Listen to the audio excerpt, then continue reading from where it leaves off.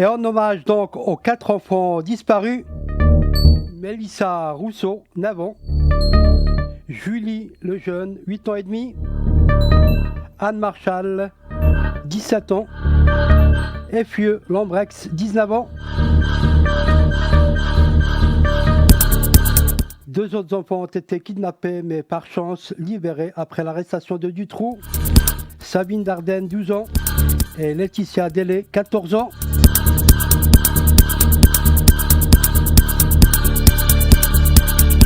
« 1996, une année noire.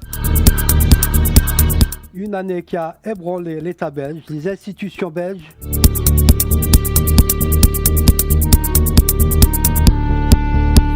Et tout de suite, voici un document poignant. L'émission de France 2 fait entrer l'accusé, animée par Christophe Andelat. L'affaire Dutroux, le monstre de la Belgique. Faites entrer l'accusé. Bonne soirée.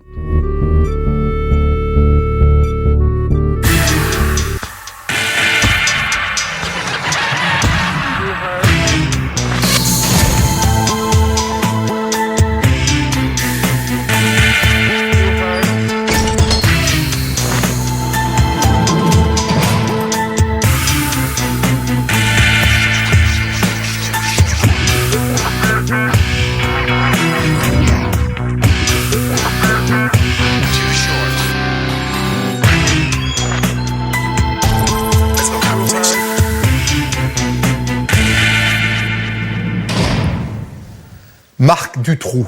On découvre son visage le 15 août 1996 au cœur de l'été, à la une de tous les journaux et de toutes les télés d'Europe.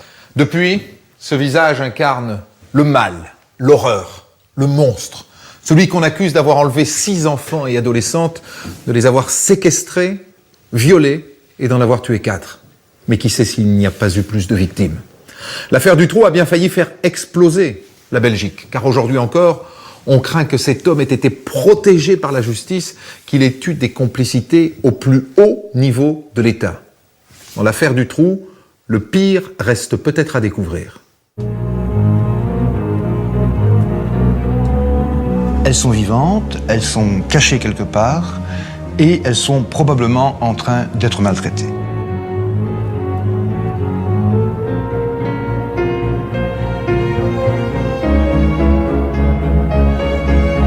Marc Dutroux craque et il dit au procureur Bourlet « Je vais vous donner 2 filles ».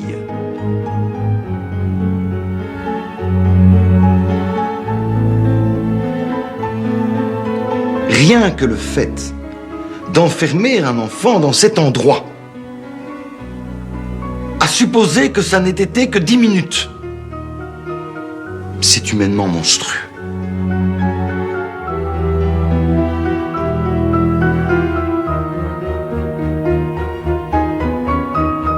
Il y a quelque part un réseau de pédophilie qui, malheureusement, devient presque la seule chance pour eux que leur fillette soit encore vivante.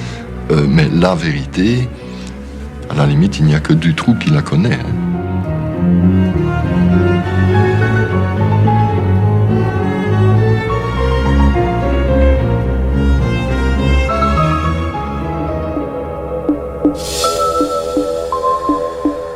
C'est là que tout commence, à Grasse-aux-Lognes, dans la banlieue de Liège, à 150 km de la frontière française. Le 24 juin 1995, une belle journée d'été. C'est le début des vacances et Mélissa joue dans son jardin avec sa copine Julie. Elles ont toutes les deux le même âge, 8 ans. Vers 17h, les 2 fillettes demandent l'autorisation d'aller près du pont de l'autoroute qui relie Liège à Bruxelles. Elles vont faire coucou aux voitures, comme elles le font de temps en temps. Mais cette fois-ci, elles ne rentrent pas et Karine, la maman de Mélissa, alerte toute sa famille. Karine, Karine téléphone le samedi soir, je crois qu'il doit être 6h30, 7h, quelque chose comme ça. C'est Michel, mon mari, qui décroche et Karine explique donc que Mélissa est partie se promener avec sa copine Julie et qu'elle n'est pas rentrée, qu'elle se tracasse. Karine savait très bien où Mélissa partait pour aller se promener, en tout cas au moins une partie du chemin. Donc elle est allée là où Mélissa avait dit qu'elle allait et elle n'a rien trouvé. Donc ça ne ressemblait pas du tout à Mélissa, donc elle a été alertée immédiatement. C'était inquiétant pour elle dès le départ. Un quart d'heure plus tard, les gendarmes sont sur place et ils refont le parcours supposé des fillettes. Sans résultat. Julie et Mélissa ont disparu sans laisser de traces. Mais les enquêteurs sont rassurants. Pour eux, c'est une simple fugue. Les parents n'y croient pas. Quand les enquêteurs ont sous-entendu que c'était plutôt une fugue, ça a été un non catégorique. Jamais de la vie, jamais, jamais, jamais, c'est impensable. C'était une offense pour nous. Pour les parents, c'est impossible, c'est inconcevable. C'était une injure, vraiment, c'était comme une injure de de leur dire que Mélissa ou Julie auraient pu fuguer. Elles avaient bon vivre, elles étaient bien, elles préparaient une petite fête pour l'école, elles chantaient, elles dansaient, elles étaient souriantes, avenantes.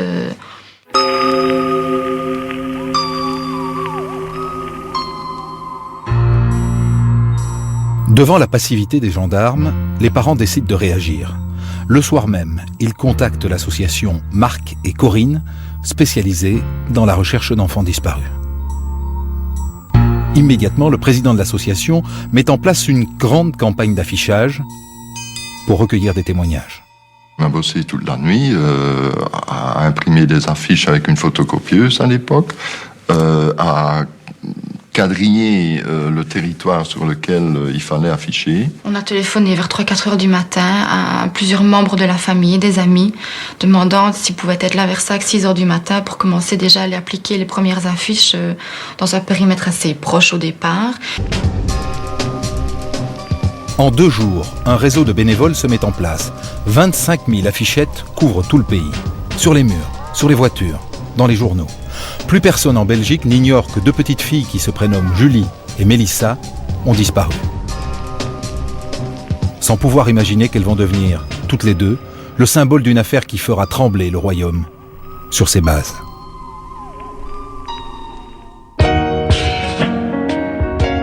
Dès le début, les journalistes José Dessart et Léon Michaud, qui animent l'émission Faits divers, très connue à la télé belge, s'intéressent de près à la disparition des 2 fillettes.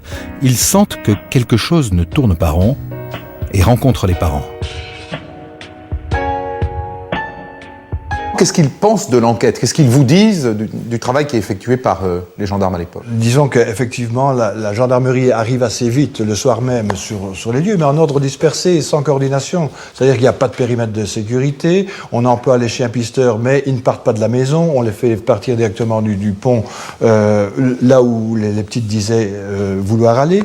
Il n'y a pas de descente du parquet d'abord, puis pas de descente du labo de la PJ, on ne relève pas les micro-traces dans la chambre des petites. On ne dit pas aux parents, surtout n'entrez pas dans la chambre pour ne pas, justement, perturber et détériorer les microtraces.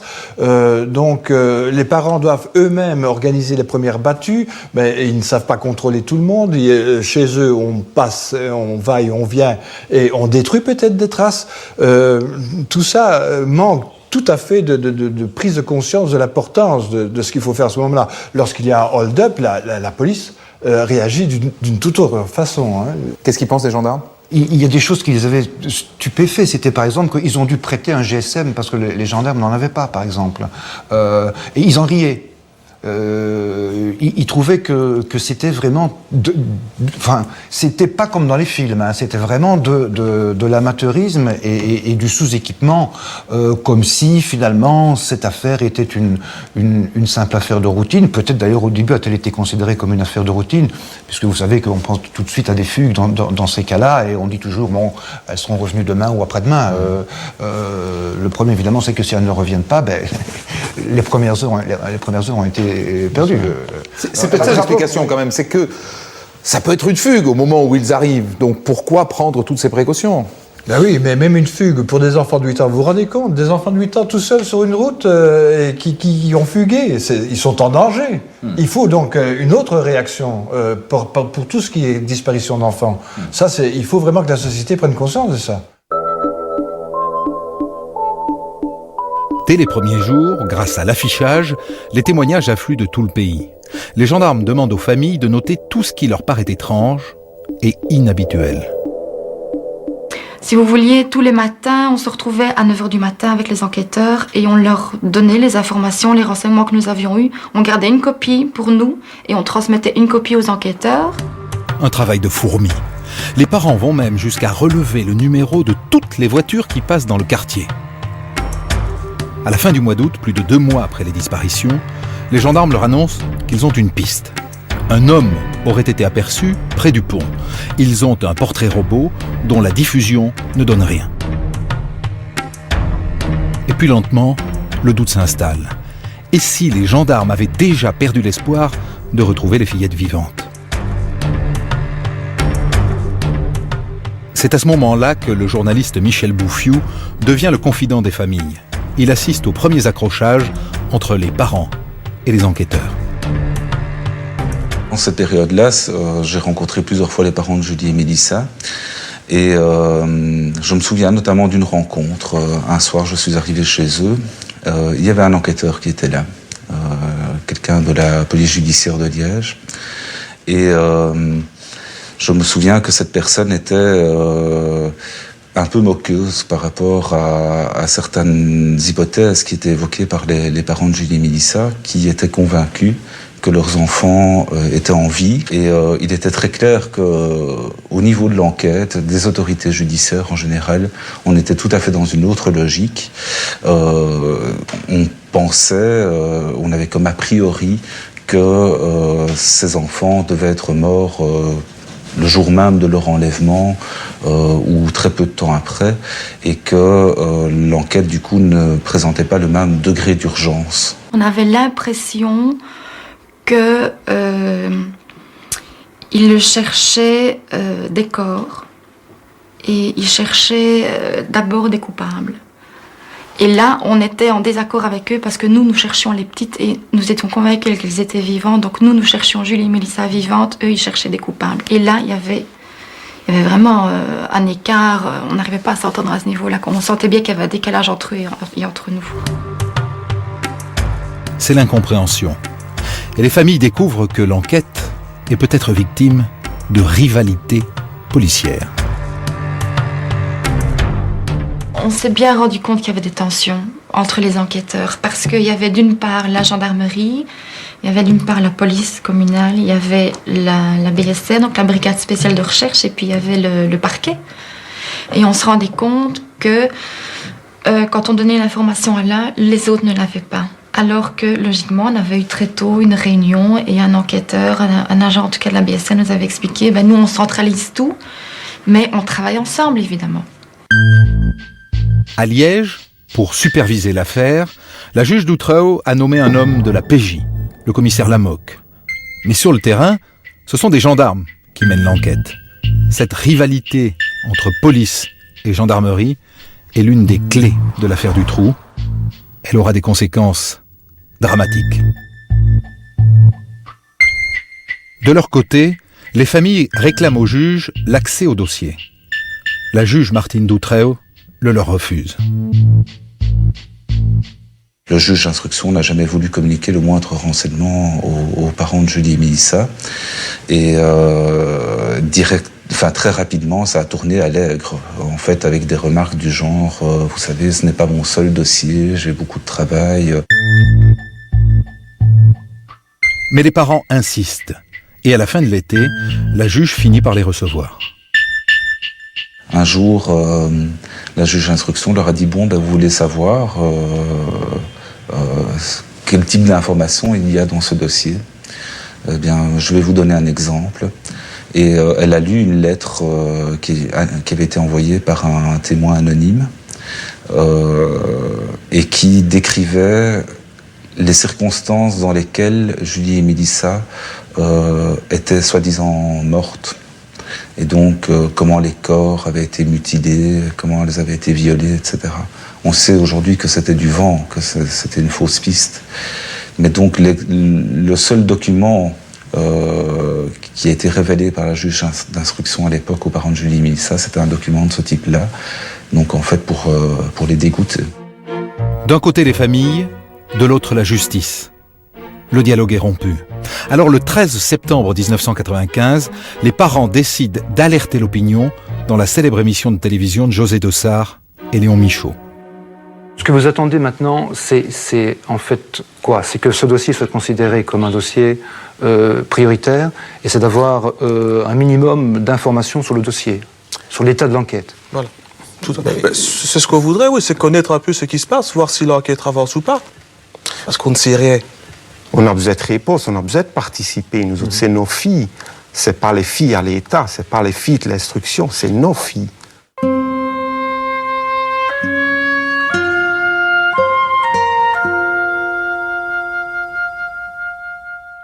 Qu'est-ce qui fait comme ça qu'une émission de la télévision nationale s'intéresse à ce qui pourrait être un petit fait divers, bon, pour la locale, la disparition de 2 fillettes? Léon Michaud.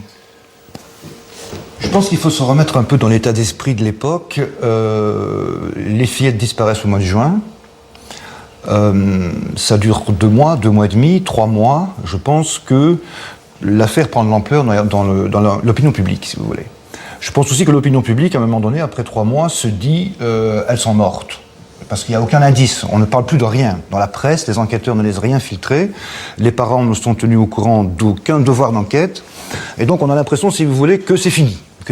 Et puis bon, là, nous, on se dit tout de même, on ne peut pas rester dans un état d'esprit tel que celui-là, il faut essayer de comprendre pourquoi il y a ce silence, finalement. D'où notre idée de mettre face à face à la fois les parents et de l'autre côté les représentants de la police et les représentants de la justice. Quand vous rencontrez les parents de Julie et Mélissa, dans quel état d'esprit est-ce qu'ils sont? Il y a quelque chose de tout à fait extraordinaire qui transparaît dans la préparation de cette émission et dans cette émission elle-même, dans le débat, c'est que il y a une conviction profonde chez les parents qui va, je pense, emporter tout, une conviction profonde, nos fillettes sont vivantes. Elles sont vivantes, elles sont cachées quelque part, et elles sont probablement en train d'être maltraitées. Restons sur l'avant-émission, c'est ça qu'ils vous disent? C'est ça. S'ils font cette émission-là, c'est parce que ils croient très fort que cette émission va aider à retrouver leurs fillettes vivantes. S'il vous plaît, donnez-nous accès au dossier, qu'on puisse vous aider. Mais et d'où ils sortent cette conviction? C'est juste une intuition? C'est une conviction qui est ancrée en eux, qui s'avérera évidemment exacte, y compris dans les termes de souffrance qui ont été endurés. C'est une conviction qui est chevillée à leur corps, qui, je pense, leur permet de tenir et qui implique, si vous voulez, implicitement comme hypothèse l'idée qu'il y a quelque part un réseau de pédophilie qui, malheureusement, devient presque la seule chance pour eux que leur fillette soit encore vivante. Si c'est un prédateur isolé, un fou, un malade, il les a tués. Si c'est un réseau, elles sont... Hypothèse évidemment qui est terrible. À la fois, imaginez que la seule condition pour qu'elles soient vivantes, c'est qu'elles sont dans un réseau de pédophiles, quelque chose de terrible, mais ils sont prêts à assumer ça. Quand on regarde évidemment ces images tant d'années après, il y a une chose qui ne saute pas aux yeux, mais que l'on sait maintenant, c'est qu'au moment où vous êtes là tous en plateau, les gamines, elles sont vivantes. Ah oui, donc la conviction des parents s'est avérée exacte. Elles vont vivre probablement encore plusieurs mois après cela. Cette émission à la télévision belge agace les enquêteurs, qui reprochent aux familles de trop parler aux journalistes. Les enquêteurs, la juge, ont évoqué cet argument, puisque vous travaillez avec les médias, puisque vous en parlez trop, etc., puisqu'il y a des interventions publiques, et ben nous, on vous dira rien. Mais de toute façon, ils ne disaient déjà rien avant. Donc, c'était vraiment, eux, c'était leur prétexte pour encore moins donner. Les enquêteurs ne diront plus rien aux familles. Est-ce que les familles ne savent pas? C'est qu'au même moment, dans le plus grand secret, la gendarmerie a déjà le nom d'un suspect. Un certain Marc Dutroux. Ils l'apprendront beaucoup plus tard, beaucoup trop tard. 2 mois après la disparition de Julie et Mélissa, à l'autre bout du pays, 2 autres jeunes filles disparaissent. Elle s'appelle Anne et Effieux. Et elles sont tout juste majeures. Elles passent leurs vacances sur la côte, à Ostende, avec quelques amis. On est en août 1995. Elles ont loué un bungalow. Le 22 août au soir, Anne et Effieux se rendent seuls en tramway au casino de Middelkerk, de l'autre côté d'Ostende. Elles ont des places pour un spectacle d'hypnose. Pendant le spectacle, elles sont invitées sur scène. Sur la vidéo tournée ce soir-là, on peut voir Effieux en débardeur et Anne vêtue de jaune, hypnotisée par le magicien.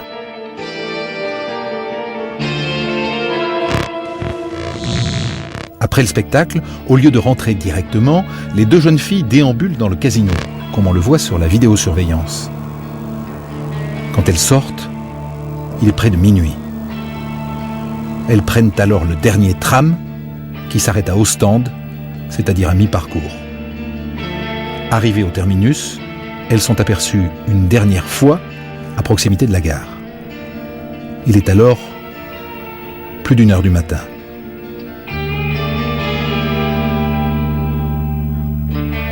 Quelques instants plus tard, Anne et Effieux disparaissent. Le lendemain, prévenus par des amis qui ne les ont pas vus revenir au bungalow, le père de Anne alerte la police locale. Mais les policiers goguenards refusent d'enregistrer la plainte. Ils rient un peu sur ça. Ils disent, mais ici, il y a beaucoup de disparitions et certainement, ils sont dans un lit avec un garçon quelque part. Ils vous ont dit ça? Oui, oui. Ils ont dit ça aussi aux amis. Et les amis ont répondu à ce moment, immédiatement, ils ont répondu, mais c'est pas possible parce que Anne et aussi Effieux, ils ont tous les deux un copain. Donc, c'est pas possible qu'ils font comme ça. Et la police a répondu, moi je suis marié. Et il a ri comme ça. Et il voulait dire que c'est possible. Ça n'est que le 6 septembre, soit 15 jours plus tard, qu'un juge d'instruction est enfin nommé, presque par hasard. Les gendarmes ou les enquêteurs voulaient faire des écoutes téléphoniques du poste de M. Marchal pour enregistrer un éventuel appel significatif. Et quand il a dit, ben oui, ok, ça va de soi, pourquoi pas. Enfin, je suis un peu surpris, mais enfin, pourquoi pas, si ça peut aider. Oui, mais alors, ont-ils ajouté, ce sera à vos frais. Alors il a dit, oui, mais il faut pas rire quand même, là, vous poussez le bouchon. Et pourquoi est-ce que ce sera à mes frais? Parce que pour que ce ne soit pas à vos frais, il faut désigner un juge d'instruction. Alors il a dit, ben alors désignez. La police interroge quelques témoins. Les dunes sont ratissées. En vain. Nous sommes 2 mois après la disparition de Julie et Mélissa et personne ne fait encore le lien entre les deux affaires. À ce moment-là, personne ne fait le rapprochement, en tout cas au niveau des médias, entre ces disparitions successives. Les policiers non plus ne feront pas le lien. L'enquête s'enlise et la disparition de Anne et Effieux tombe dans l'oubli.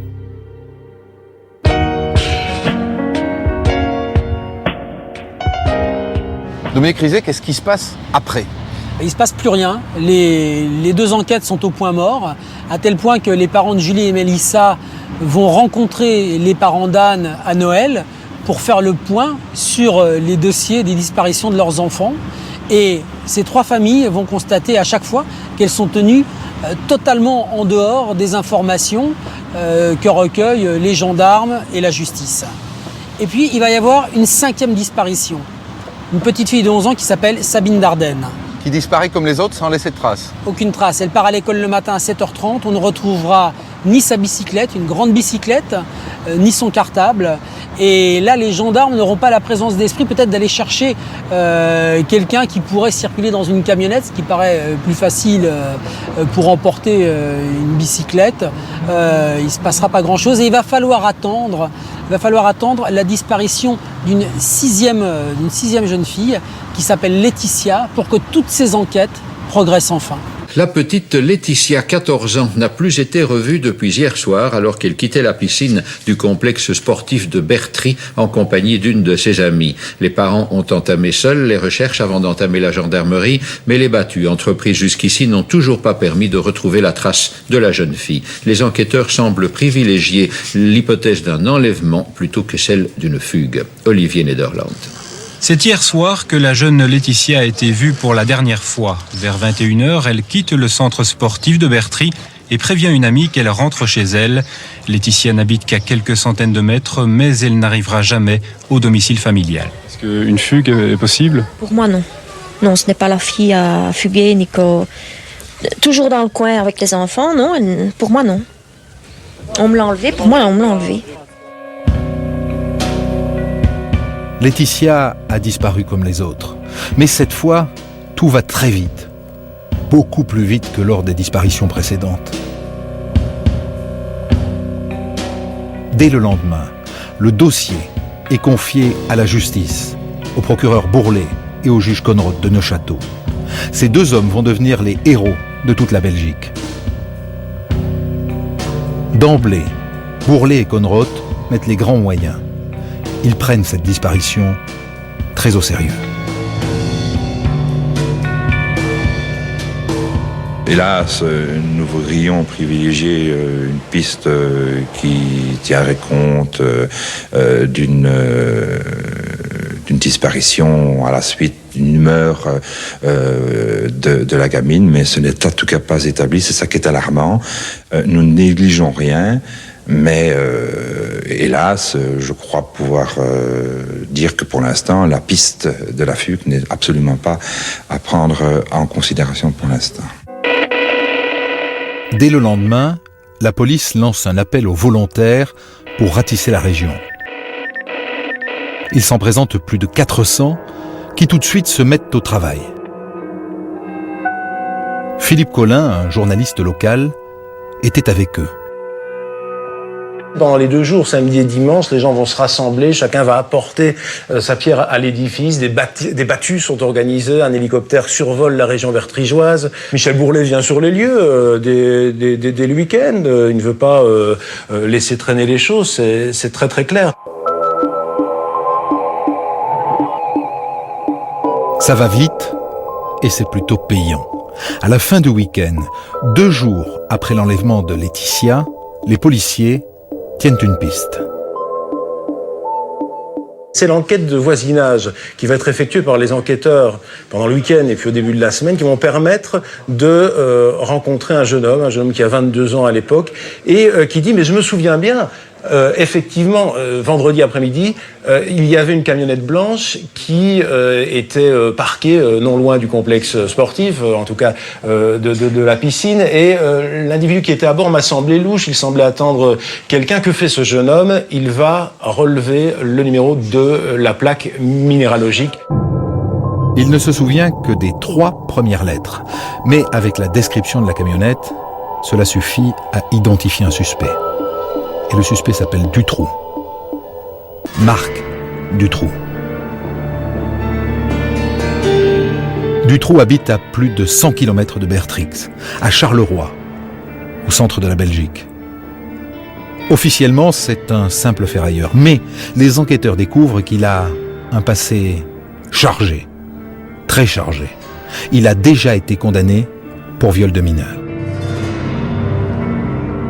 Le soir même, Dutroux est arrêté, en compagnie de sa femme, Michel Martin, et d'un jeune homme, Michel Lelièvre. 4 jours après l'enlèvement, les policiers retrouvent chez Dutroux la camionnette suspecte, mais pas de traces de Laetitia.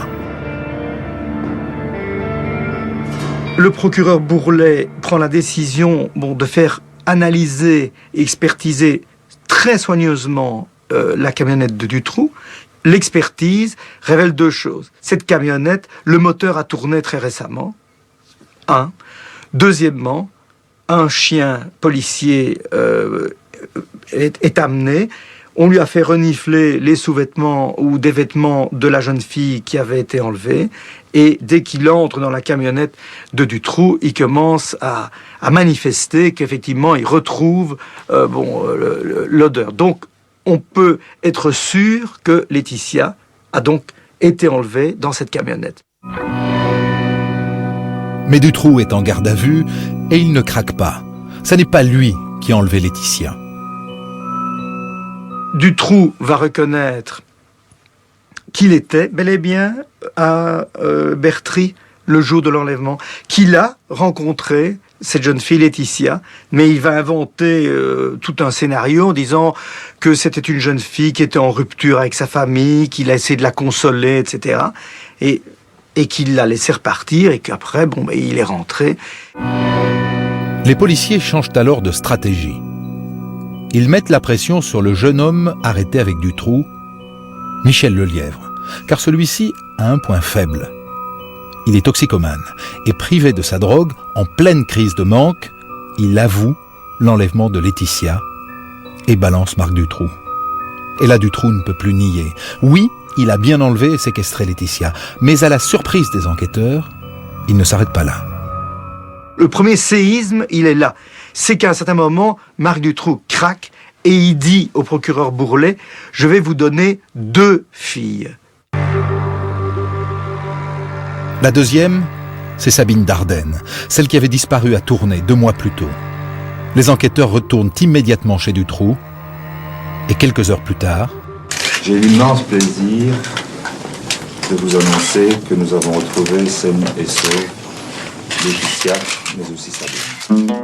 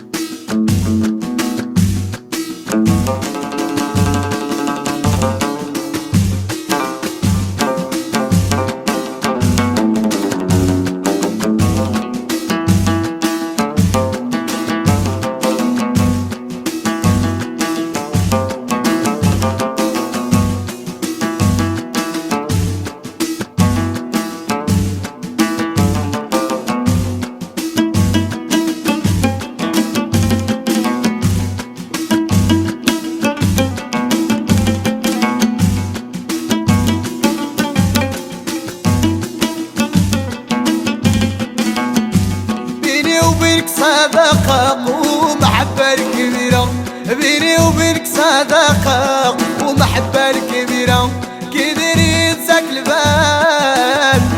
البال ياللي نسيتينا بيني وبينك صداقة والمحبة كبيرة بيني وبينك صداقة والمحبة كبيرة كدير نساك البال ياللي نسيتينا بيني وبينك صداقة ومحبة كبيرة بيني وبينك صداقة ومحبة كبيرة كدري نساك البال ياللي نسيتينا بيني وبينك صداقة والمحبة كبيرة بيني وبينك صداقة والمحبة كبيرة كدير نساك البال ياللي نسيتينا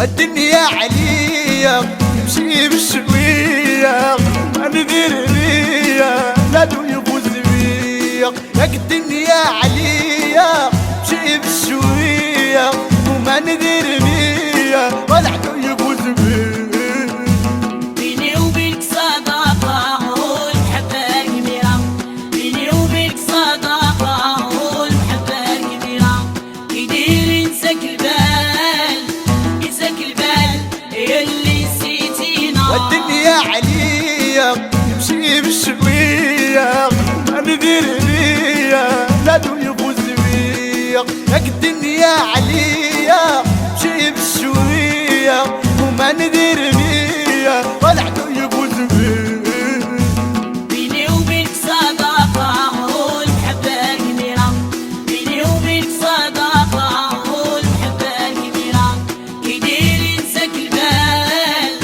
ينساك البال يلي نسيتينا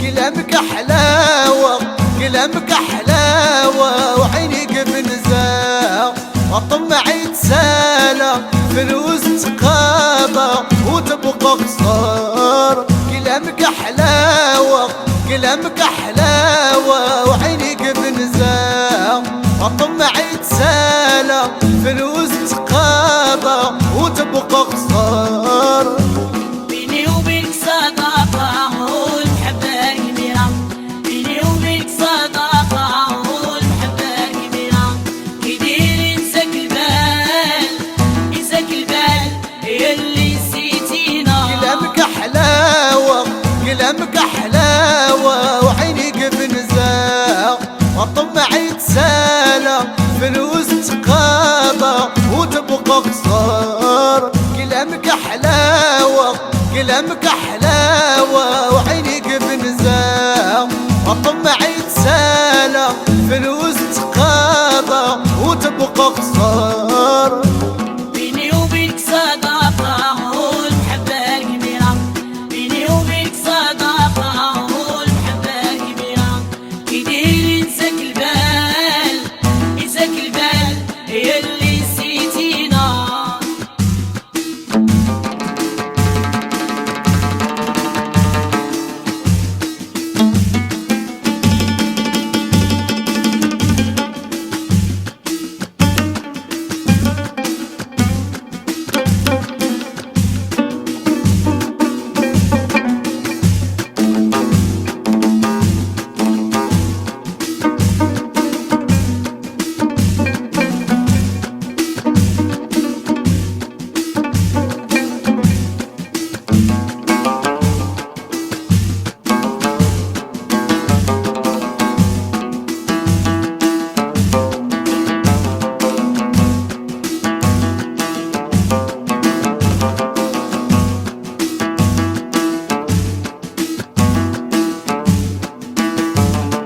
أو سلامي سلامي سلامي الغالي لميتي ومويا وهو بحياتي أنا ري حياتي وانتي منسية سلامي سلامي سلامي الغالي لميتي ومويا وهو بحياتي وما حياتي وانتي منسية بيني وبينك صداقة والمحبة كبيرة بيني وبينك صداقة والمحبة كبيرة يدير ينساك البال ينساك البال يلي نسيتينا أو سلامي سلامي سلامي الغالي لميتي ومويا وهو بحياتي أنا ري حياتي وانتي منسية سلامي سلامي سلامي الغالي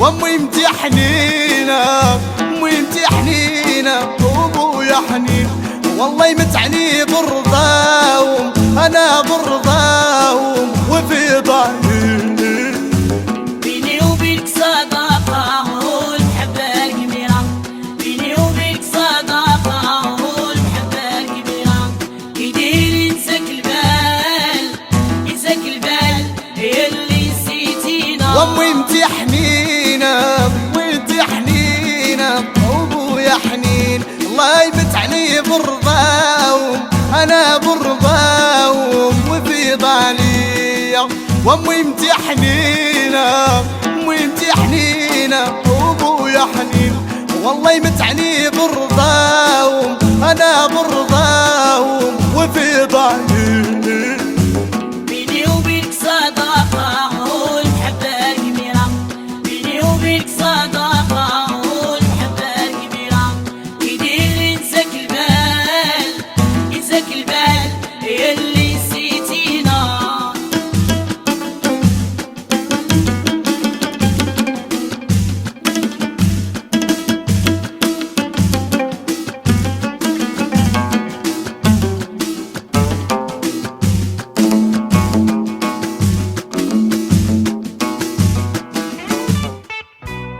Respirez à plein poumon. Vendredi, on vous garantit 100% de frissons avec Simon. On se dit, s'ils avaient fait leur boulot convenablement, on n'en serait pas là. Ça confirme ce qu'on avait dit. On avait raison de se dire qu'ils nous cachent des choses. Ils savaient et ils n'ont pas fait. La Belgique trahie par ses gendarmes.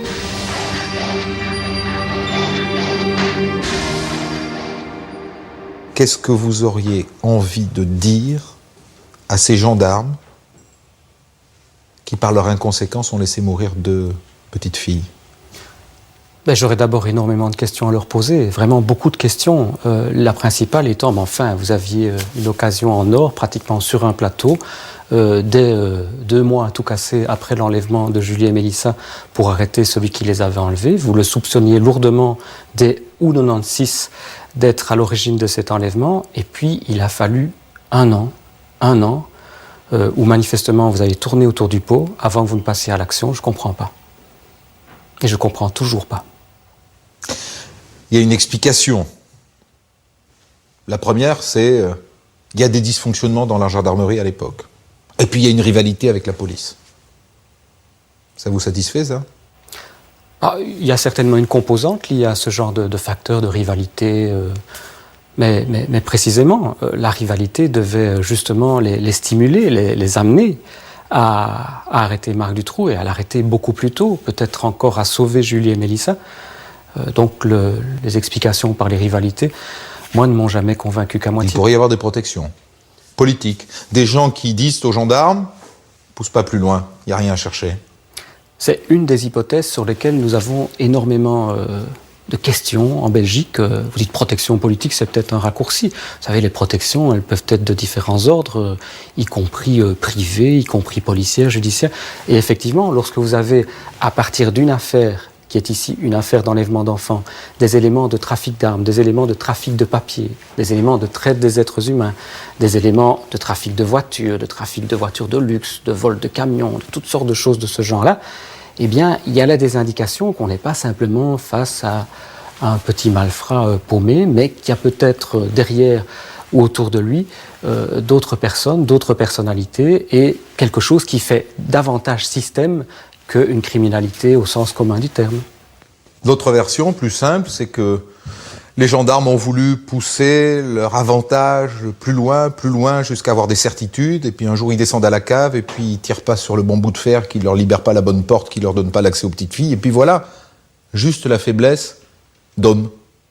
Oh, elle a dû intervenir, mais 12 mois c'est un peu long pour une faiblesse aussi grave. 12 mois c'est un peu long, d'autant que, on va me dire, mais on devait le prendre en flagrant délit, ça aurait permis de boucler un dossier plus solide, ça aurait permis d'avoir des preuves beaucoup plus probantes, certes, mais justement, après Julie et Mélissa, Marc Dutroux et ses complices ont encore fait des enlèvements. Ils ont enlevé encore 4 enfant ou jeune fille après ces deux-là.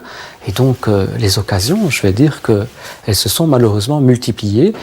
Et dans chaque cas, une nouvelle fois, je dois dire que le plateau de la balance a penché dans le mauvais sens. Depuis l'arrestation de Marc Dutroux, le procureur Bourlet et le juge Conroth ont récupéré l'ensemble du dossier Dutroux et on met à leur disposition une centaine d'enquêteurs de plus. L'enjeu, c'est de savoir si derrière le monstre ne se cachent pas des complices. Tout le monde cherchait une explication, tout le monde aussi voulait une punition exemplaire pour les gens qui étaient responsables de cet état de choses, mais tout de suite aussi, l'idée était que il n'était pas possible que quelque chose d'aussi horrible se passe sans qu'il n'y ait une organisation derrière tout ça. C'était peut-être trop simple d'imaginer qu'une seule personne pouvait se comporter comme un monstre. Et si Dutroux n'était qu'un pion au cœur d'un vaste réseau pédophile? La question se pose car 4 jours après l'arrestation de Marc Dutroux, on arrête Michel Nioul, un Bruxellois de 54 ans. Les policiers se sont aperçus qu'il a passé de nombreux coups de fil à Dutroux avant et après l'enlèvement de Laetitia. Interrogé, il reconnaît avoir rencontré Dutroux par l'intermédiaire de Michel Lelièvre, mais dit-il, il devait réparer ma voiture. Mais quand les Belges découvrent le visage patibulaire de Michel Nioul, pour eux, il n'y a aucun doute, cet homme à la tête de l'emploi. Alors Nioul, je pense que c'est plutôt le personnage ou le visage de ce personnage qui va être perçu par l'opinion publique. Quelle est-elle, cette image? Eh bien, c'est celle d'un homme qui a les traits bouffis, qui est mal rasé, quelqu'un qui finalement vient de vivre des heures et des heures d'interrogatoire, donc qui n'est pas prêt, parce que Nioul dans la vie porte costume cravate, et puis là on voit un individu qui est sale, dans les yeux duquel certains lisent le vice, et c'est un petit peu la première image qu'on aura de Nioul, bien sûr, qui sera ainsi publiée, véhiculée par les médias. Les photos qu'on montre de lui à ce moment-là sont particulièrement, comment dirais-je, adaptées à l'image qu'on peut se faire d'un individu de cet acabit. Le délit de sale gueule, ça existe, et bien là, ça existe. En plus, Nioul a déjà été condamné, il y a 20 ans, pour escroquerie. Et il a une réputation sulfureuse. Tout de suite, on sait, parce que la rumeur publique nous dit que Nioul est quelqu'un qui a un carnet d'adresses bien rempli, donc qui fréquente des hommes politiques, des financiers, que c'est aussi quelqu'un qui a participé à de nombreuses partouzes. Michel Nioul a toujours dit, n'a pas contesté qu'il avait participé pendant une période de sa vie seulement, j'insiste, pendant une période de sa vie, à des partouzes, et qu'il est allé dans des boîtes échangistes, etc. Et de cela, on dit oui, il a rencontré X, Y et Z. Il vous répondrait probablement à ma place que d'habitude, dans ce genre de circonstances, on ne se balade pas avec un paquet de cartes de visite, mais c'est vrai qu'il connaissait du monde, c'est vrai qu'il connaissait du monde dans le milieu associatif, c'est vrai qu'il connaissait beaucoup de gens à Bruxelles, aussi bien dans le milieu des affaires que dans le milieu politique.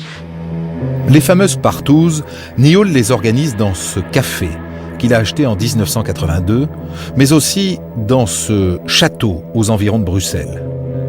Partouzeur au carnet d'adresses bien rempli, il pourrait être le chef d'un réseau pédophile alimenté par Marc Dutroux.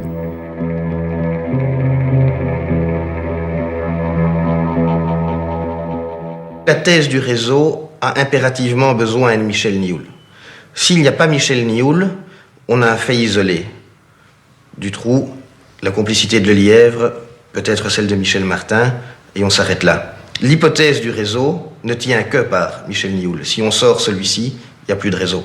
C'est la seule personne qui pouvait jouer ce rôle de lien entre les exécutants et un éventuel réseau, puisqu'il avait peut-être les éventuels clients de par ses mœurs, puisqu'il avait peut-être les éventuelles protections, puisqu'ils avaient peut-être les éventuelles connaissances.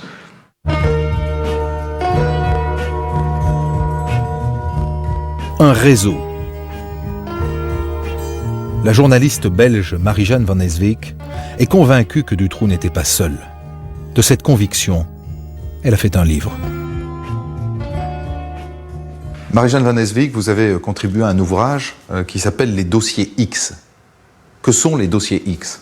Alors, les dossiers X du nom des témoins X. Les témoins X, ce sont des jeunes femmes qui, quand l'affaire Dutroux a éclaté, se sont présentées à Neuchâtel pour venir témoigner d'un passé de victimes d'abus sexuels entraînés dans des réseaux. Elles ont souhaité témoigner dans l'anonymat pour protéger leur vie privée, la vie qu'elles avaient réussi à reconstruire, et on les a donc appelés les témoins X. Il y a eu X1, X2 jusqu'à X7, et il y a eu aussi 2 hommes qui sont venus témoigner.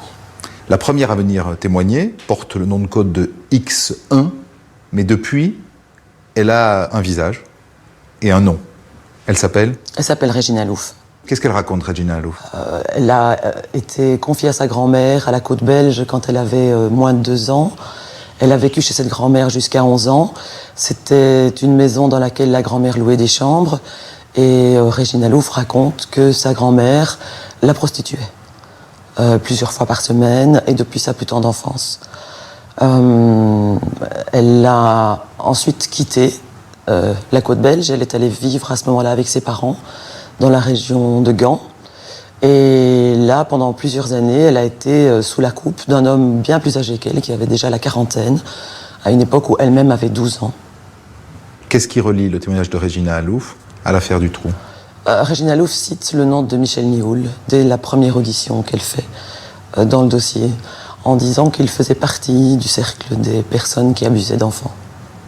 Et qu'elle a eu affaire à lui. Et qu'elle a eu affaire à lui. Voilà.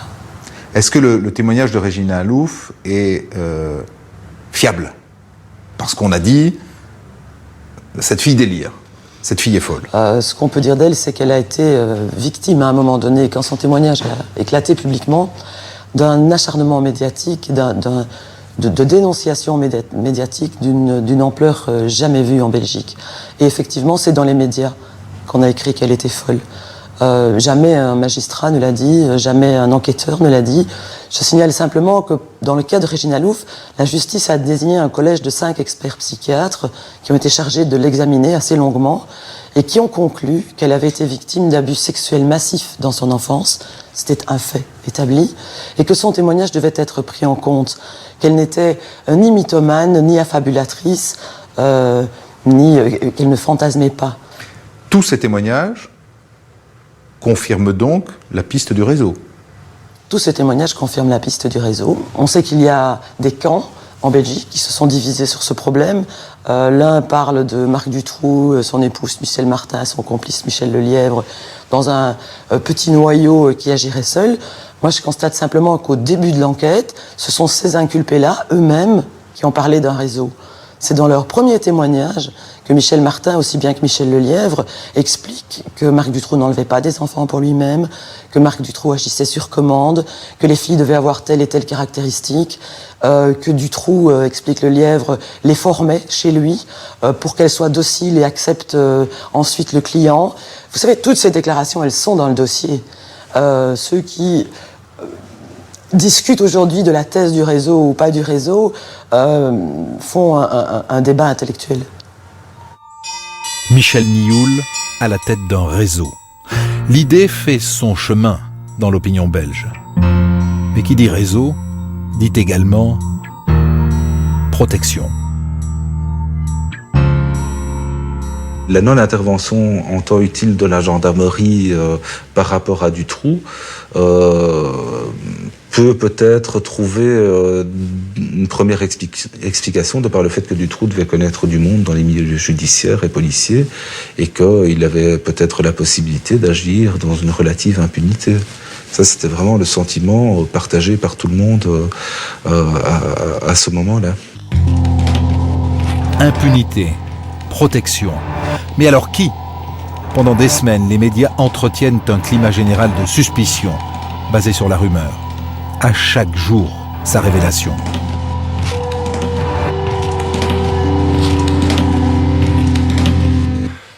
Les médias ont plutôt eu un rôle d'agitateur, ils ont joué le rôle de quatrième pouvoir qui s'affirme, et qui met les autres pouvoirs sur la sellette en quelque sorte. Le rôle des médias pendant la première partie de l'affaire a été de transformer ce qui aurait dû rester un fait divers, tragique certes, mais un fait divers, en phénomène de société et en tremblement de terre, en séisme pour la Belgique.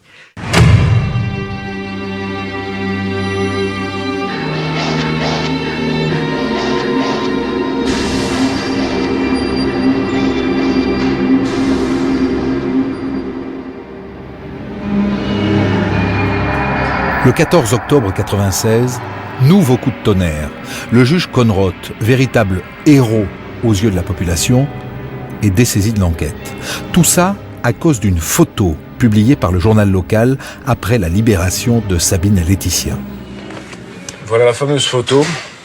La photo qui a valu le dessaisissement du juge Conrot. Absolument, absolument. On le reconnaît d'ailleurs, le juge Jean-Marc Conrot. Puis à ses côtés, le procureur du roi, Michel Bourlet. Ils ont accepté de participer à un spaghetti, une soirée spaghetti pour fêter les retrouvailles. C'est à Bertry, ça se passe un samedi soir. Et puis un correspondant de presse est là pour notre journal L'Avenir. Il prend une photo, on publie ce cliché le lundi matin, mais on ne se pose pas encore la question de savoir ce que ça peut entraîner. Vous imaginiez les conséquences que cette photo aurait ? Absolument pas, absolument pas. Et le dimanche soir, j'étais ici de permanence à la rédaction. On a choisi ce cliché avec le rédacteur en chef. Et le lendemain, on s'en est voulu de ne pas avoir posé la question nous-mêmes.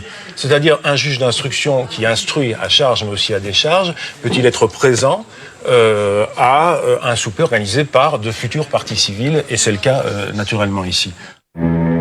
Car il est vrai qu'à l'origine, ce dîner, organisé en soutien à Sabine et Laetitia, n'était qu'un petit événement local, en apparence, très anodin. Mais quand l'avocat de Marc Dutroux découvre cette photo, il y voit évidemment le signe que le juge Conrot a perdu sa neutralité. Je me retrouve un bon matin avec à la une d'un journal régional, l'annonce qu'il avait participé à un souper dont les profits, donc avec M. Bourlet, et dont les profits étaient réservés à financer la défense des intérêts des parties civiles.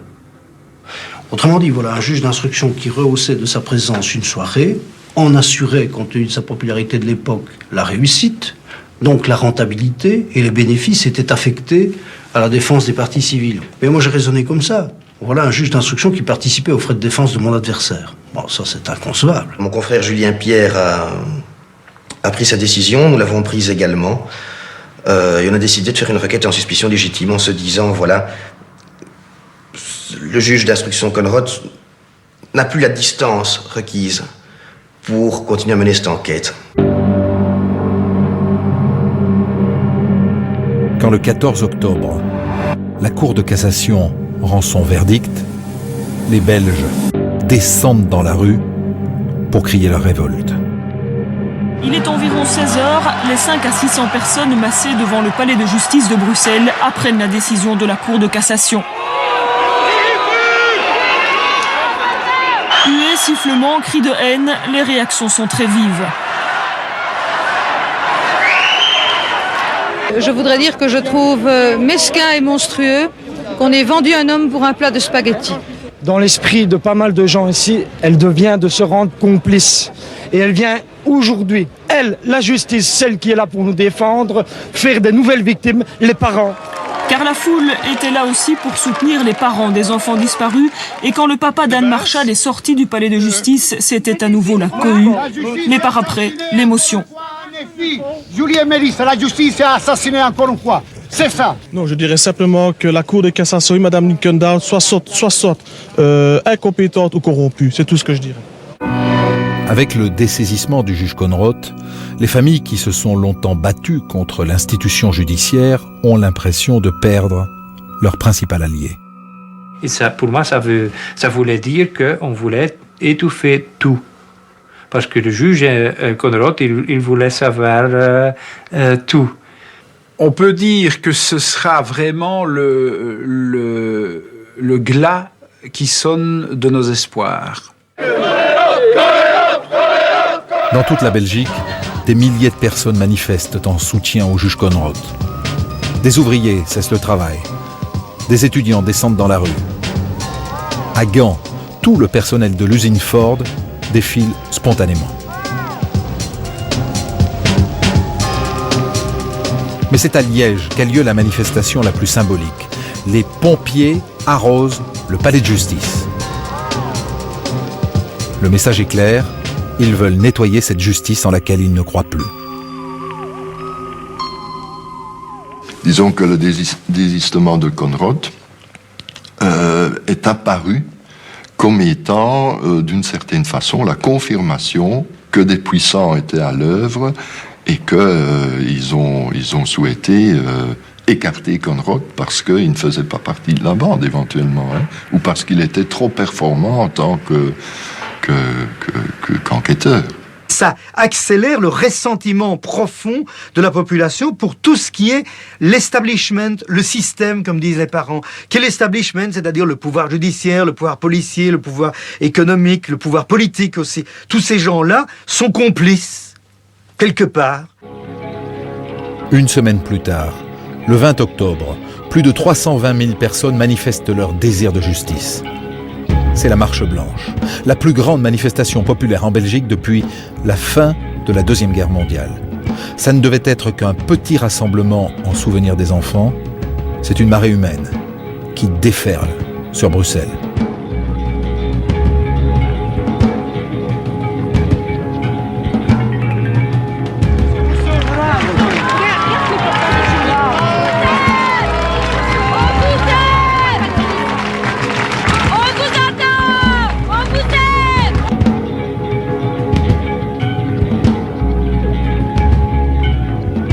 C'est un sentiment comme un roi qui entre dans une ville.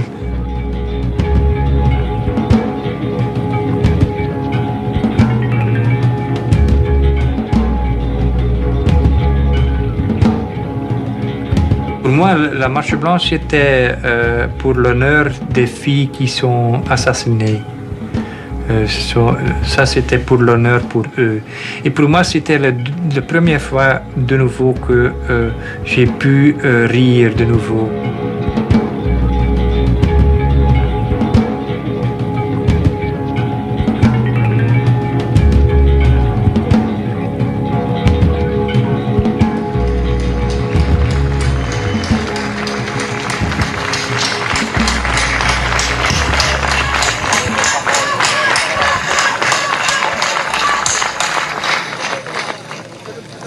Merci à tous d'être venus si nombreux. Merci. Merci aussi à tout le monde d'être venu.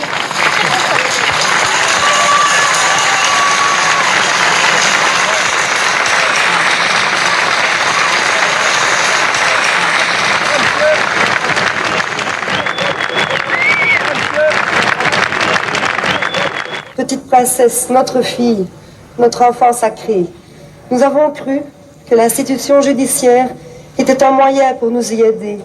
Nous avons dû déchanter.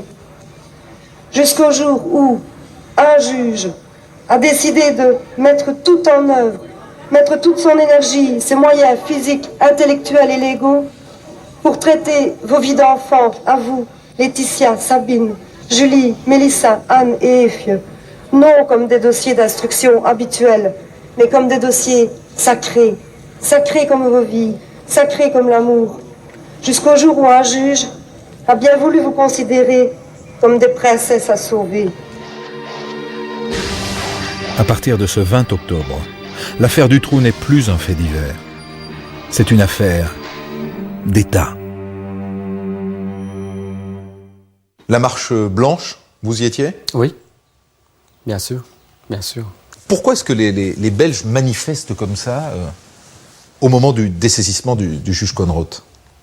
Et je crois que ce qui frappe tous les Belges, c'est le fait que, fondamentalement, ceux qui avaient tergiversé, qui avaient tourné autour de Dutroux pendant 12 longs mois sans passer à l'acte, sans l'arrêter, eux se sortaient d'affaires sans guère même de remarques, de questions autour de leur rôle, en tout cas à cette époque-là, alors que les deux magistrats qui, eux, avaient sauvé des enfants et avaient pu donner une réponse aux questions que les parents posaient à la justice et à la police belge depuis 14 mois, ces deux-là se trouvaient tout d'un coup mis hors jeu, en tout cas l'un d'entre eux, Jean-Marc Conrod, du simple fait d'une participation tout à fait bon enfant à un repas spaghetti. Vous voyez, pour beaucoup de gens, ça paraissait tout à fait anormal que un problème de ce type-là en vienne à annuler, à effacer l'action extraordinaire que ce magistrat avait pu conduire et surtout les résultats qu'il avait pu obtenir, à savoir l'arrestation de Marc Dutroux. Même si, vous en conviendrez, l'idée d'aller manger ses spaghettis n'était pas bonne.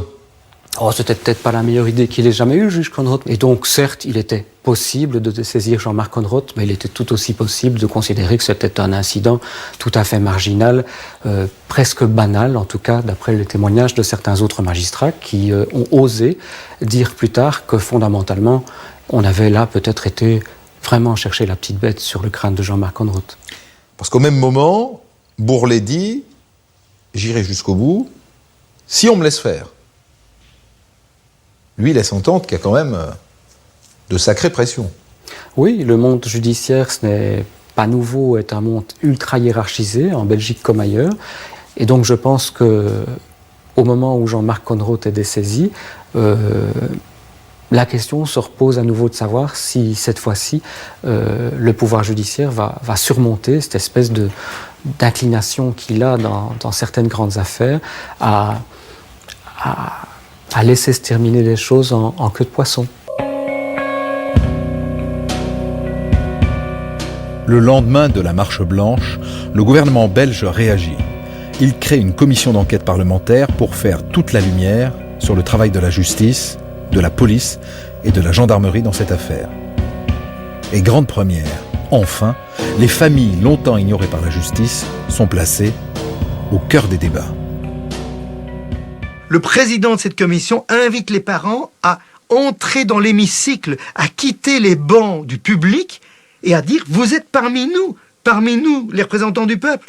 Donc, il quitte les bancs du public et de la presse pour venir se mêler, entrer carrément dans l'hémicycle de la commission. Il y avait plus qu'un symbole là. Hein. Donc, les politiciens en place sentaient qu'il fallait absolument aussi être du côté des parents. Je tiens avant toute chose à vous souhaiter la bienvenue ici dans le Palais de la Nation. Sachez que vous êtes ici, chez vous. Vous devez donc vous y sentir tout à fait à l'aise et surtout totalement libre.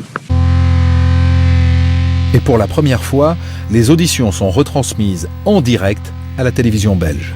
Pendant 2 mois, tous les soirs, la commission va battre tous les records d'audience. C'est devenu une sorte de série télévisée passionnelle. On regardait ça plutôt que de regarder les feuilletons habituels. On est dans la télé-réalité, là, à mort, il se passe des choses. On voit le président de la commission qui prend un dossier, qui dit « Je vous prends le dossier et nous allons examiner tout ce qu'il y a dans tous vos écrits, etc. » On assiste à une saisie en direct à la télévision. Les gens ont vécu ça d'une manière extraordinairement proche. Je veux dire, les coups de fil que nous recevions, les courriers, les interpellations dans la rue. Quand on était arrêté à un feu rouge, des gens vous interpellaient en disant je vous ai regardé hier soir, il y a encore telle et telle question à poser. Face aux 8 parlementaires, policiers, gendarmes et magistrats doivent s'expliquer, se justifier. Toute la Belgique espère comprendre pourquoi Dutroux n'a pas été arrêté plus tôt et pourquoi Julie, Mélissa, Anne et Effieux n'ont pas été sauvés. Et les parlementaires sont très durs pour ces hommes et ces femmes en charge de l'enquête qui, manifestement, n'ont pas été à la hauteur. Je suis perturbé, je vous le reconnais, tous les deux, parce qu'il y en a un de vous deux qui ne dit pas la réalité et la vérité. Et je me demande si celui ou celle, je ne m'exprime donc pas, se rend bien compte de ce qu'il est en train ou de ce qu'elle est en train de faire. Je peux prendre la parole? Faut pas répondre. Hein. Ça, c'est une question qui va dans votre âme, de vous deux. Et j'espère qu'un jour, on pourra se revoir et se regarder dans les yeux. En 2 mois, la commission interroge plus de 100 personnes, mais il n'y aura aucune révélation sur d'éventuelles protections. L'opinion commence alors à penser qu'on ne connaîtra jamais la vérité. Il y a en tout cas trop de choses qu'on ne sait pas. Ce qui permet déjà tout de suite de raviver toutes les polémiques, puisque d'aucuns peuvent légitimement penser que c'est parce qu'on nous les cache, parce qu'on ne les cherche pas, et d'autres rétorquer aussitôt que ça c'est de la légende et que c'est simplement parce qu'on ne peut pas toujours tout trouver et tout expliquer. La Belgique est divisée en deux. Il y a les fondamentalistes pour lesquels il y a des réseaux et des protections, et il y a ceux pour lesquels il n'y en a pas. Alors c'est un peu curieux parce que les fondamentalistes disent que si on n'a rien trouvé depuis 6 ans, c'est bien la preuve qu'il y a des protections. Et les révisionnistes, si je puis dire, disent écoutez, quand on a des moyens pareils qu'on cherche pendant 6 ans et qu'on ne trouve pas, à un moment donné, il faut mettre un terme au fantasme morbide et se dire que si on ne trouve pas, c'est peut-être parce qu'il n'y a rien à trouver. Je crois qu'un jour, on arrivera à une version qui sera globalement satisfaisante. Maintenant, dire qu'on aura la vérité, je dirais bien que dans n'importe quelle affaire, vous n'avez jamais la vérité. Vous avez une vérité judiciaire de laquelle vous vous contentez ou pas. Mais la vérité, à la limite, il n'y a que Dutroux qui la connaît. Hein. Et je ne pense pas que lui, il la dira un jour.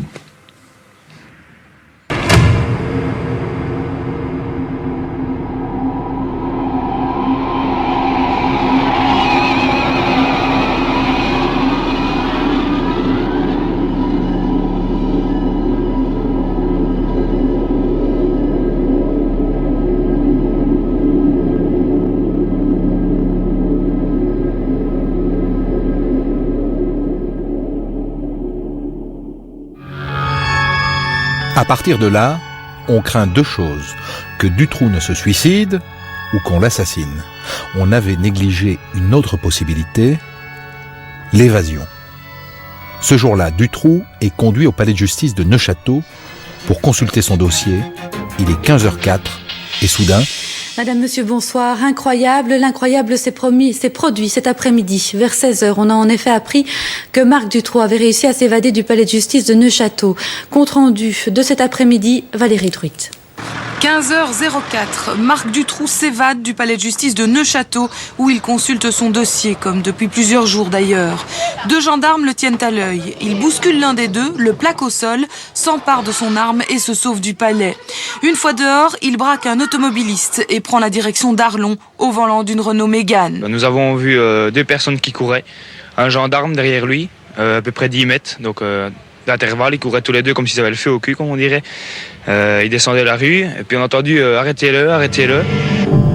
Dutroux, le monstre qu'on croyait être le prisonnier le mieux surveillé de Belgique, a donc réussi à s'évader. Et ça, personne ne veut le croire.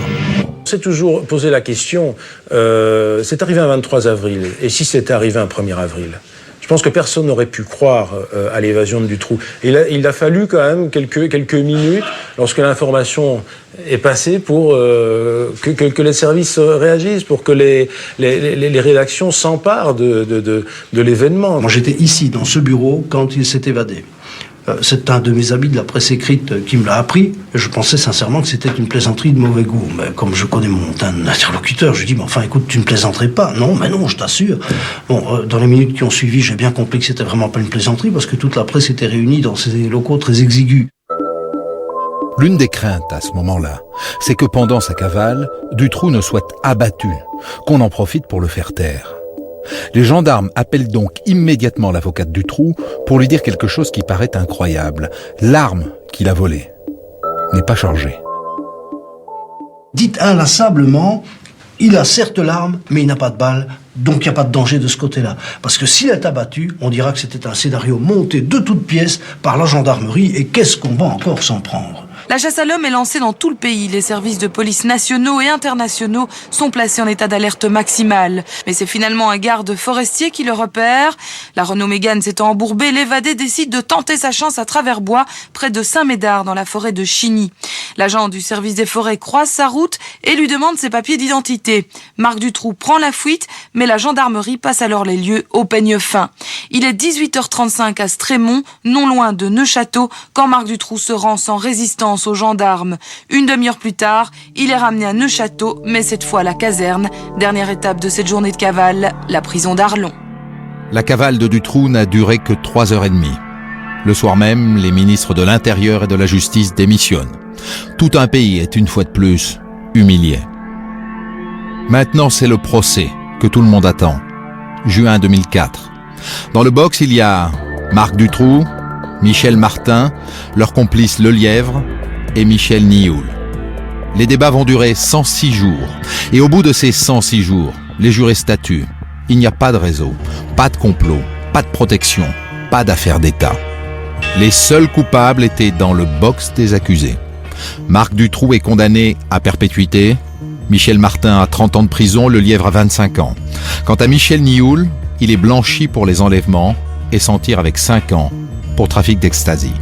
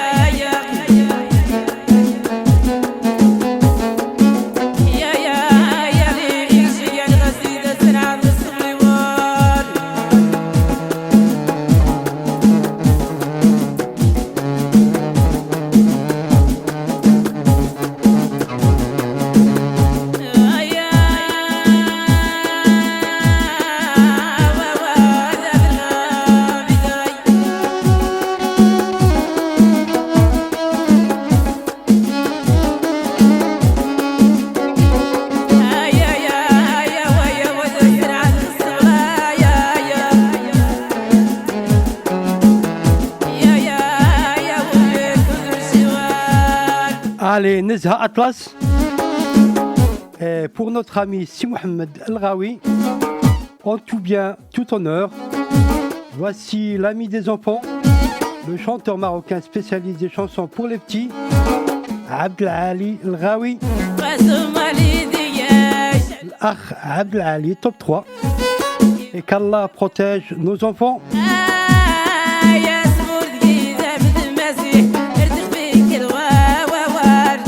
Allez, bon week-end, bonne semaine. Ma salama.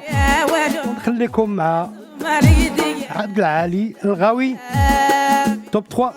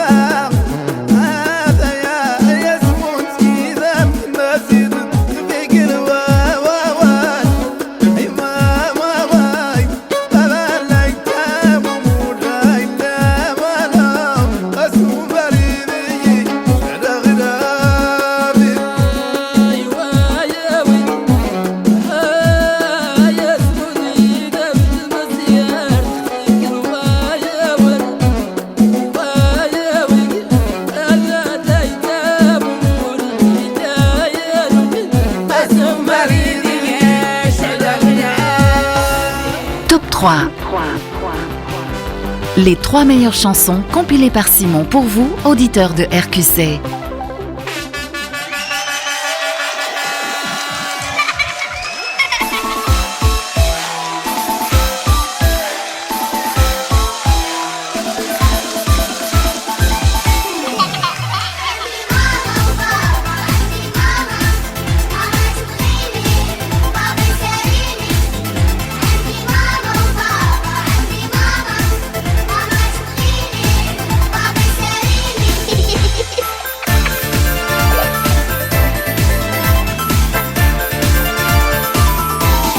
هذا سليمان مجتهد وفنان، هذا سليمان مجتهد وفنان، يقول لي طبي يحلى الكون عندي، يقول لي طبي يحلى الكون عندي، نشوفه في كل صباح دوز نهاري مرتاح.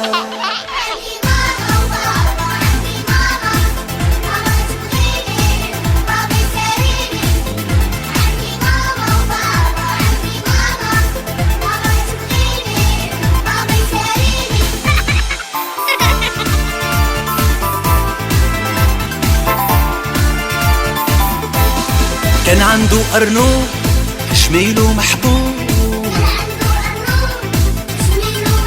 كان عنده أرنوب جميله محبوب، كان يديرو في الصك ويديه البرك، كان يديرو في الصك ويديه البرك، مرة يدير له تحتح ومرة ما حمار.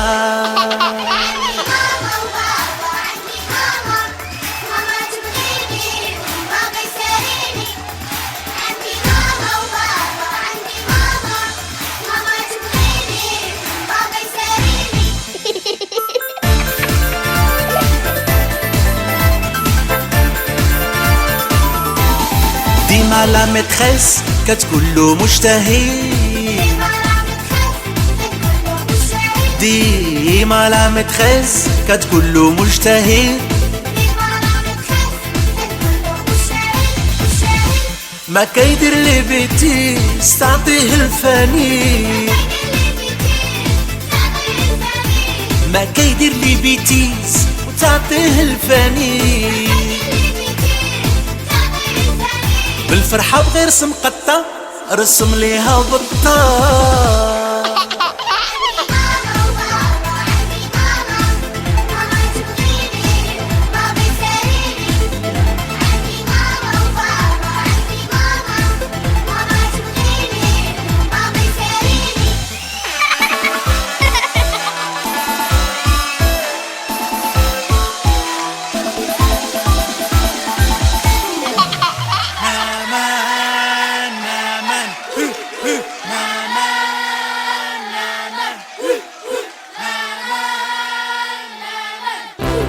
Top 3. Les 3 meilleures chansons compilées par Simon pour vous, auditeurs de RQC.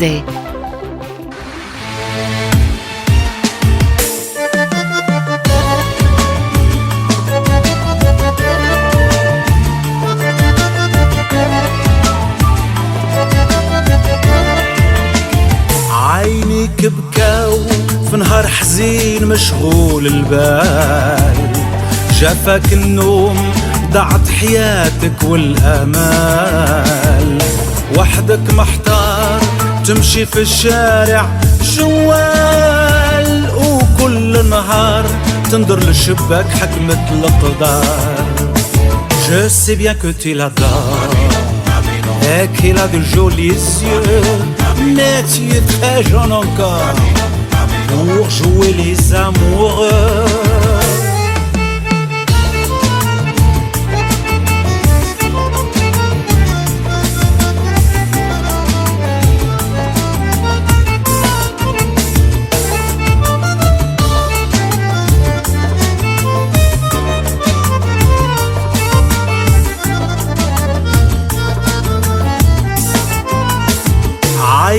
عليك بكاو تظهر عليك مشغول البال جافك النوم ضاعت حياتك والآمال وحدك محتار تمشي في الشارع جوال وكل نهار تنظر للشباك حكمة الأقدار Mon fils, je sais bien que tu l'adores et qu'il a des jolis yeux mais tu es très jeune encore pour jouer les amoureux اضحك ولعب بالمندولينو سلي بامبينو لحنك يعجبني منغوم ويطربني وغني غني بصوت حنين وسلي بامبينو اليوم راك مهني على المندولين تغني انت بشعرك مثل الذهب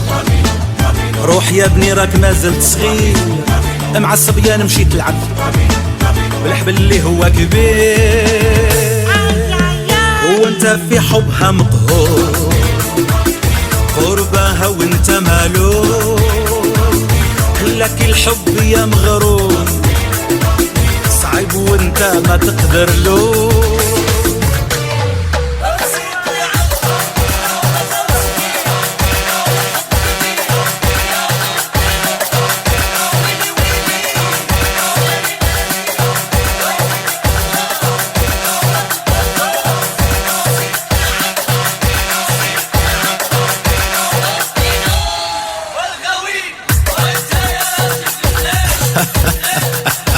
Je sais bien que tu l'adores et qu'il a de jolis yeux mais tu es très jeune encore pour jouer les amoureux pour jouer les amoureux pour jouer les amoureux pour jouer les amoureux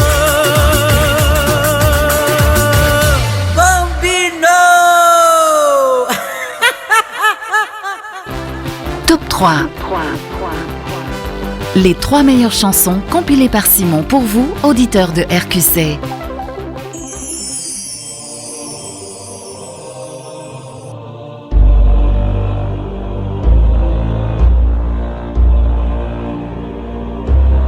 فرحنا وغنينا ليلتنا تهنينا وللأحزان قلنا تشاو قلنا تشاو تشاو تشاو يا ربي لينا دومها علينا فرحة وسعادة كل الأيام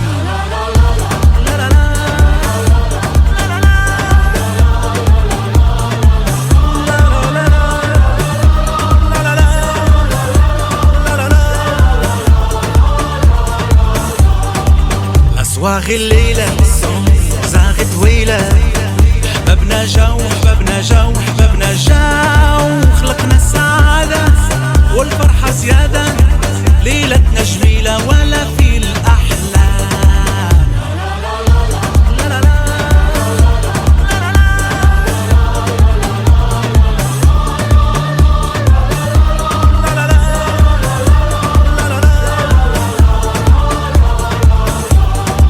أوقات جميلة عشناها الليلة والهموم قلنا تشاو قلنا تشاو تشاو تشاو ليلتنا اليوم غالية في السوم يا رب تدوم ليالينا كيف اليوم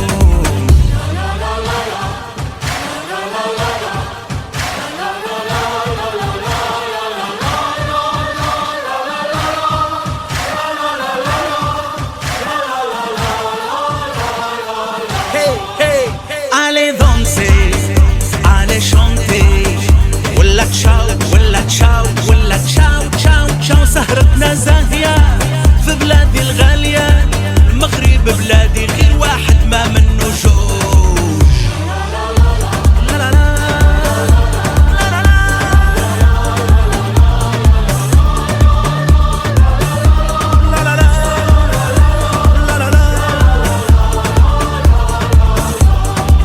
أسواق الليلة زاغت طويلة حبابنا جاو حبابنا جاو حبابنا جاو خلقنا السعادة والفرحة زيادة ليلتنا جميلة ولا في الأحلام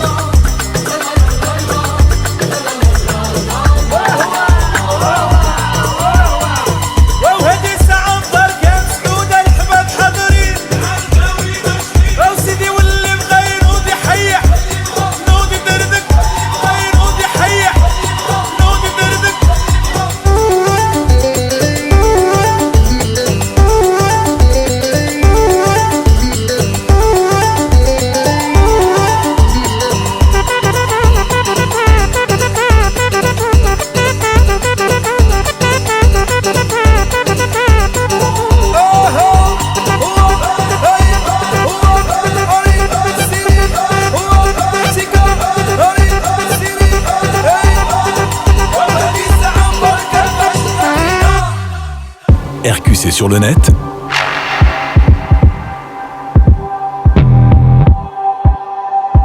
c'est le www.rqc.be.